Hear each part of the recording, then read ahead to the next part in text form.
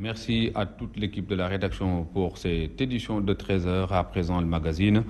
Et nous allons donc voir dans le menu le reportage du jour qui porte aujourd'hui sur les journées islamiques de Jama Al-Wali, le khalife général Ismaïl Adem qui a manifesté son indignation face au calvaire des populations victimes d'enclavement. Il a dénoncé également la politique de 2 poids 2 mesures des politiques publiques dans la prise en charge des manifestations religieuses au Sénégal. Nous allons voir tout cela avec Abou Khan, l'invité de la rédaction, l'invité du magazine. Le mardi, c'est le sport. Nous serons avec Pape Camara, entraîneur de football, pour analyser avec lui le championnat du Sénégal de Ligue 1. Et puis nous allons également voir le contenu de nos quotidiens aujourd'hui. Les publications du jour, ce sera dans la revue de presse. Tout de suite, l'actualité internationale, procédure de destitution de Dilma Marousseff, bras de fer entre l'Assemblée et le Sénat. Et puis, nous allons également voir de l'autre côté le collectif qui lutte aujourd'hui contre le harcèlement sexuel et puis le génocide rwandais. 2 anciens bourgmestres donc face à la justice française. Tout de suite avec Ndé Amamassi.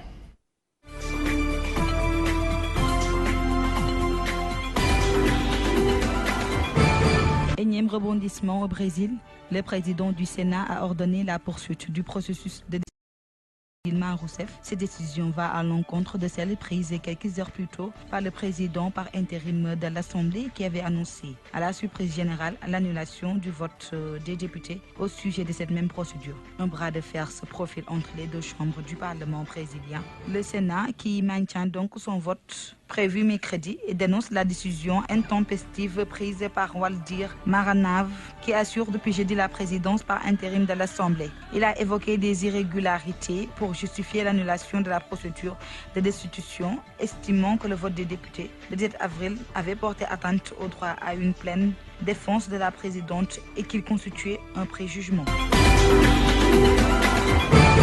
Des élus militantes et responsables de tous bords ont lancé mardi dans Libération un appel contre les violences sexuelles et à lever l'omerta sur le harcèlement dans le milieu politique au lendemain des accusations visant l'élu écologiste Denis Bopin. Le collectif Levons l'omerta de 500 militants à l'initiative duquel on retrouve notamment la féministe Caroline de Haas écrit que la difficulté des femmes à parler de ce type de violence est générale, mais sans doute amplifiée dans le microcosme politique où elles doivent, plus qu'ailleurs, ne jamais paraître faibles, incarner une posture inverse à celle d'une victime.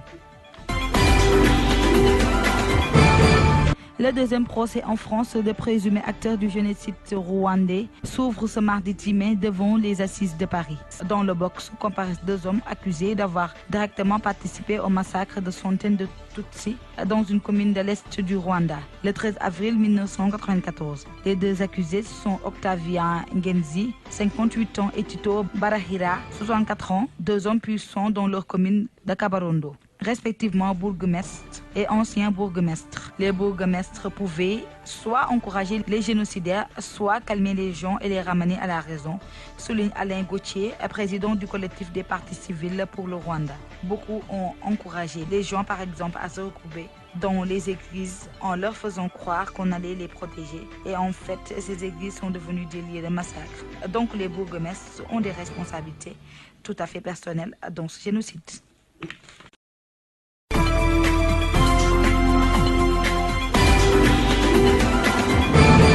Journée islamique de Jama Al-Wali, le khalife général Thierno Ismaïla Dem qui a manifesté son indignation face au calvaire des populations victimes d'enclavement.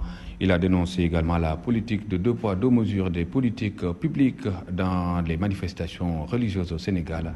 Une correspondance signée à Boukan. Érudit, enseignant et juge à la fois, Al-Wali Amadou Diallo Dem, qui a vécu 95 ans, est aussi un contemporain de Cheikh Oumar Foutiyou Tall. La 16e édition des Journées islamiques, célébrée dans la cité religieuse de Jama Al-Wali, dédiée à ce savant exceptionnel, a été mise à profit par les disciples de la localité pour manifester leur indignation face à leur mal-vivre. Ismaïla Dem est le khalife général de la cité religieuse de Jama Al-Wali. Comme vous le voyez, il y a eu aussi un tabou ici que nous combattons, parce qu'il n'a pas de fondement islamique Et la civilisation moderne ne doit pas l'accepter. Même l'État républicain doit aussi mettre fin à ces croyances, parce qu'elles sont des facteurs de sous-développement, des facteurs de frein de développement du pays. Parce qu'un village qui n'est pas visité par le pouvoir, c'est un village qui sera soumis à la petite mort. Donc nous sommes enclavés en période d'hivernage. Et vous avez vu, depuis ce matin, depuis hier, nous n'avons pas eu d'eau. Cette cité religieuse qui n'a jamais reçu une quelconque assistance émanant des autorités pour faire face à ces journées islamiques n'a pas laissé indifférent le khalife général qui a mis en garde le pouvoir sur ces 2 poids 2 mesures. Jama Al-Wali est l'un des foyers religieux, l'un des plus anciens foyers religieux. Donc nous avons l'intention de faire entendre cela et d'œuvrer pour son développement et sa rénovation, et non seulement au plan culturel, religieux, mais au plan infrastructurel. Nous n'avons rien. Le château de l'école ne peut pas satisfaire les jeunes, les demandes en scolarisation. Les routes sont enclavées. En période d'hivernage, on se déplace par les pirogues. À quand la réalisation phare des infrastructures promises dans la cité? Aujourd'hui, si les promesses sont toujours faites dans ce sens, il reste que le sujet n'emballe plus l'opinion dans cette commune de Guédé Village. À Podor Aboukan pour la télévision Al-Fadjri. Aboukan, nous allons maintenant voir, en attendant l'invité, qui est Pape Camara, entraîneur de football, qui doit analyser avec nous donc ce matin le championnat du Sénégal de Ligue 1. Mais en attendant, nous allons voir le contenu de la presse du jour, le commentaire de nos quotidiens. Je vous accompagne.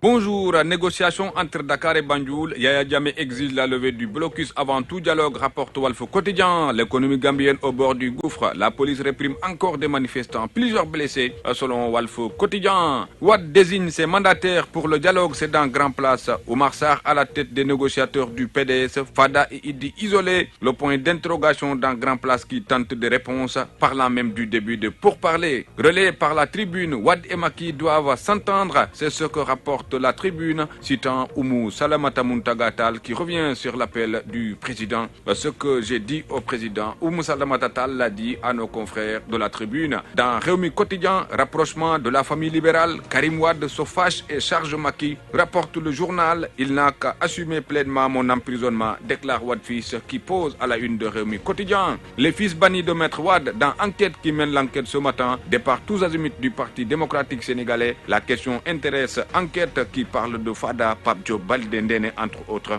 qui ont fait le vide autour du père. Et le biétiste de Zoom Info ce matin d'embrayer sur cette question politique pour parler de Ndiombortonnerie, la longue proximité avec Ndiombor, Amié Sakadior, en Ndiomborton, Kouyag Tignaou Dignaou, clare le biétiste, le Conseil suprême de la République n'est ni plus conseil d'administration qui valide les décisions du président, comme c'est le cas en Iran avec le conseil de discernement des intérêts du régime qui détient la substance du pouvoir. Un banc présidentiel à la place d'un fauteuil présidentiel, conclut Nandité dans Zoom Info. Dans le quotidien, l'ex-premier ministre parachuté à Kaolack, Mimi menace Maria Massar, estime le quotidien. Nafissatou Diop Cissé, nous l'accueillons à bras ouverts. Ces déclarations sont dans le quotidien. Dans Direct Info, c'est encore l'affaire Bourgi, refus d'évacuer Bourgi et asile à 2 Libyens, parfum de business humanitaire dans le journal Direct Info qui revient largement sur la question. Et Daoucho de signer dans le journal entretenir 2 amours à la fois sans que l'un ne nuise à l'autre. Voilà le pari audacieux que tente l'État du Sénégal, écartelé entre le respect du droit à la santé de Bibo Bourgi et l'acceptation d'asile humanitaire à 2 Libyens. Dans tous les cas, les voies des États sont insondables, estime le biétiste de Direct Info. Panama Papers, encore Alors c'est Bibo, un ami d'enfance de Bibo identifié à en croire le journal Libération. Marwan Zakhem trône sur 4 sociétés offshore, dont une basée au Sénégal. Son nom est apparu dans les dossiers de la CREI. Note encore Libération. Sud Quotidien parle de l'unité des familles religieuses, crise scolaire et de la citoyenneté, lutte contre les inégalités sociales et la pauvreté. L'appel de Yoff est dans le journal Sud Quotidien. Le Témoin, pôle de développement de la Casamance, menace sur un projet de 23 milliards. Le Témoin de ce scandale, en parle ce matin. Le coordinateur court depuis 2 ans derrière la signature de son contrat. La Banque mondiale grince des dents et 23 milliards de francs sont en jeu. Mesure encore le Témoin quotidien. Lancement des travaux de 2e génération. Diamniadio en chantier dans le journal L'As quotidien. Le Soleil parle de ses projets de 2e génération à Diamniadio, des projets du président Macky Sall, un stade omnisport, un parc d'exposition et un hôtel livré dans 14 mois, annonce le quotidien national. Le privé national invité à investir dans le pôle pour l'habitat. L'engagement de la BHS est loué dans les colonnes du journal Le Soleil. Bonne lecture à tous.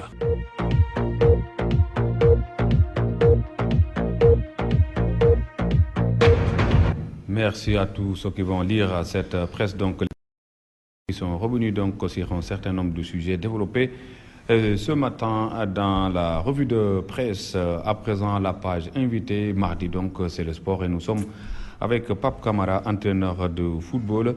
Nous voulons analyser avec lui le championnat du Sénégal de Ligue 1. Pape Camara, bonjour. Bonjour monsieur, vous allez. Voilà, merci. Nous avons donc un championnat assez particulier, disent certains, à 4 journées de la fin de ce championnat. On a vu donc qu'on ne peut pas aujourd'hui faire un pronostic sur la montée ou la descente de ces équipes, assez particulier, non? Oui, c'est un peu particulier parce que c'est ce qui rend le championnat un tout peu excitant. Bon, en ce sens que par exemple, si on voit les statistiques, on se rend compte que les meilleures les équipes qui ont plus joué, qui ont été offensives, se sont retrouvées devant. Donc avec les statistiques dont on dispose, je pense qu'il y a Yambar qui a la meilleure attaque, en même temps que Casa Sport, je crois. Et je pense que Yambar a beaucoup plus de victoires que le Casa Sport. Et ce qui fait que pratiquement, ils sont à un match nul. C'est-à-dire Yambar a fait plus de matchs nuls que le Casa qui a perdu un match de plus. Donc, l'un dans l'autre, je pense que ce sont des équipes qui se tiennent de près. Il y a l'US Gorée aussi qui est là, et il y a la Ligue de Saint-Louis qui est là. Donc, plus bas, on peut s'attendre à voir l'Olympique de Ngor revenir, comme la Nyambour, parce que rien n'est encore difficile. Mais je pense qu'à fortiori qu'avec 32 points, on est quasiment sauvé. Avec 32 points, bien qu'il reste encore 12 points. Oui, mais avec 32 points, je pense que toutes les équipes qui ont 32 points sont à l'abri de la relégation. De la relégation. Donc il y a des équipes qui sont appelées à mieux fournir pour rester dans le lot. Bien sûr, il y a des équipes qui sont à la limite. Parce que disons-nous que rien n'est encore joué, effectivement, parce qu'il y a des équipes à 27 points qui sont les premiers à pratiquement 35 points. Donc 27-35 points, disons qu'il y a 8 points. Et il y a 12 points à prendre. Donc toutes les équipes qui ont 27 points peuvent nourrir l'ambition à la limite de se voir que ça crée quoi. Mais ce qui est plausible actuellement, ce sont pratiquement les équipes qui sont à 30 points, qui peuvent logiquement prétendre au titre, en principe, parce que ce sont les équipes les plus offensives. Et on a vu que dans ce championnat-là, le nombre de buts à 22 journées est égal il y a 284 buts qui ont été marqués contre 284 buts qui ont été encaissés. Donc le goal différence, si on fait le cumul, on se retrouve à 0. Donc les équipes les plus offensives, en fait, ont tiré le épingle du jeu. Parce que le constat est que si les équipes ne marquent plus vers la fin, sur cette dernière ligne droite, là, il y a moins de buts, je pense. Bon, c'est relativement cette journée-là, mais la journée précédente, il y a eu beaucoup plus de buts, je crois. Donc, disons que les équipes offensives, ça amène les entraîneurs à revoir leur stratégie, de jeu. À prendre des risques pour aller... C'est de ces statistiques que les gens doivent rectifier, essayer de faire la planification de leur entraînement, essayer d'orienter le jeu pratiquement vers l'offensive. D'autant plus que la dernière fois, on a fait allusion un tout petit peu à la vitesse de jeu, mais effectivement, bon, on n'a pas, des éléments d'analyse allant dans ce sens. C'est-à-dire, les attaques, ils durent combien de secondes, les défenses, bon, les attaques plaques, ils durent combien de secondes, les attaques rapides durent combien de secondes. On n'a pas effectivement ces données, mais de visu, on se rend compte que, de visu, on peut avoir la prétention de dire que les équipes qui jouent plus vite, donc plus techniques, ont beaucoup plus de chances. Ont plus de chances de marquer des buts. D'autant plus que si une attaque, une défense, quand on ne la surprend pas, on ne peut pas lui marquer de buts. Donc les équipes qui sont plus rapides sur le plan offensif, ce sont ces équipes-là pratiquement qui marquent plus de buts. Et l'offensive aussi comporte parfois des risques. Oui, parce qu'à force de défendre, quelquefois, pratiquement on peut prendre un but sur un coup, on tire, on a dévié par un défenseur ou bien, je ne sais pas, par un faux rebond par exemple. On peut prendre des buts comme ça. Mais ce qui est sûr, c'est que les statistiques dont on dispose plaident vraiment à la faveur des équipes offensives. Des équipes offensives. Et aussi, constatant tout cela, est-ce qu'on peut dire que aussi le championnat cette année vraiment respire un bon niveau? Bon, si on voit par exemple, vous savez, moi je suis un enseignant. Quand on a 10 sur 20, on a dit on est moyen. On a la moyenne. En dessous de 10, on est insuffisant. Donc disons que sur les 22 journées, il y a pratiquement les 3 équipes qui sont devant, qui ont pratiquement un potentiel de 66 points. Il y a pratiquement les 3 premiers qui ont à la limite la moyenne. Donc s'il y a un nivellement, je pense que on peut accepter que ce nivellement se fasse au niveau de la moyenne, quoi. Donc il n'y a que 3 équipes qui sont au-dessus de la moyenne. Donc disons qu'il y a 3 équipes qui sont moyennes et le reste c'est encore insuffisant. Et la Ligue Pro qui voulait qu'on termine vite ce championnat, est-ce que aussi par rapport au calendrier vous avez quelques rectificatifs à proposer? Je n'ai pas bien entendu votre question. C'est-à-dire par rapport au calendrier de jeu, le championnat, parce que certains voulaient que ça soit beaucoup plus rapide, rapproché pour pouvoir terminer bien avant. Ça tire en longueur souvent. Enfin, moi je pense que ça a été bien planifié. Les équipes jouent à date échue. Donc c'est bon, ça permet aux équipes de se régénérer parce que quelquefois quand on prend 30 jours, on a pratiquement des blessés. Il y a des équipes qui n'ont pas peut-être cet effectif-là. Il va falloir gérer la gestion des effectifs, la gestion de la récupération. Tout ça va en compte. Et d'autant plus que si on voit un tout petit peu, Diambar, je pense qu'à un vivier sur place qui peut lui permettre de reposer certains cadres, d'autant plus qu'on n'a pas vu, à mon avis, cette année, Salim, qui est un excellent joueur, on ne l'a pas vu cette année. Je pense que peut-être il a pris un peu de retraite, de recul, peut-être parce qu'il a eu à fournir beaucoup d'efforts auparavant. Donc je pense que l'un dans l'autre, il y a la gestion des effectifs, la gestion de la récupération, qui va être très déterminant vers la fin de la fiche. Donc c'est un bon calendrier. Donc, à mon avis, je pense que le calendrier il est bon. D'autant plus qu'il y a la Coupe du Sénégal, il y a la Coupe de la Ligue, et pratiquement il y a des jours, il y a des tournois, il y a l'équipe nationale, il y a des autres équipes nationales qui jouent. Je pense que le calendrier est assez raisonnable. Ouais, assez raisonnable, bien élaboré, je pense. Dembara Matandiaye, l'entraîneur du Casa, qui disait qu'il faut qu'on essaie de revoir les équipes de 14 à 16. Vous partagez cet avis? Bon, je reste évasif par ça, mais je ne vois pas son opportunité. Parce que si on met 16 équipes, les budgets vont se construire, il y aura beaucoup plus de professionnels, il y aura beaucoup plus d'argent, il y aura beaucoup plus de marches, ça va encore tirer en longueur et ça risque de ne pas... à mon avis, ça peut perturber la gestion même du calendrier. Je pense qu'à 14 équipes en Ligue 2 et à 14 équipes en Ligue 1, c'est confortable. Les gens se bagarrent pour être dans l'élite. Pour réclamer, oui. Vous avez observé le championnat jusqu'ici, si vous avez vraiment à proposer des rectificatifs ou bien à lancer un appel par rapport à l'organisation. Organisation, c'est-à-dire en termes par exemple, ces équipes ou bien par rapport au calendrier ou bien concernant le jeu en tant que... Bon, déjà pour le calendrier, je pense que c'est bon. C'est bon. Maintenant, pour la gestion des équipes, je pense qu'il est bon, par exemple, d'augmenter, à mon avis, la vitesse de jeu, l'agressivité. Donc, c'est le travail des entraîneurs. Et puis d'une part, d'autre part, il faut aussi que les joueurs qui sont sur le terrain, parce que si on va en Ligue Pro, je pense qu'il y a c'est un spectacle qu'on est en train de produire. Donc les joueurs gagneraient à éviter de perdre du temps, à essayer de tricher. Pour moindre chose, on est à terre, on perd 3 minutes. Ça décourage les supporters. Et je pense qu'ils ont intérêt, eux, à se produire et à être vus par beaucoup de supporters. C'est dans leur intérêt d'amener les gens vers le stade. Et pour ça, je pense qu'il faut, non seulement, avec l'aide des arbitres aussi. Des arbitres. Bon, donc, il faut que les gens essaient de gérer ça. Parce que les gens ne viennent pas au stade pour voir à chaque minute un joueur blessé. On arrête la partie, il y a les sapeurs qui viennent, ils se lèvent.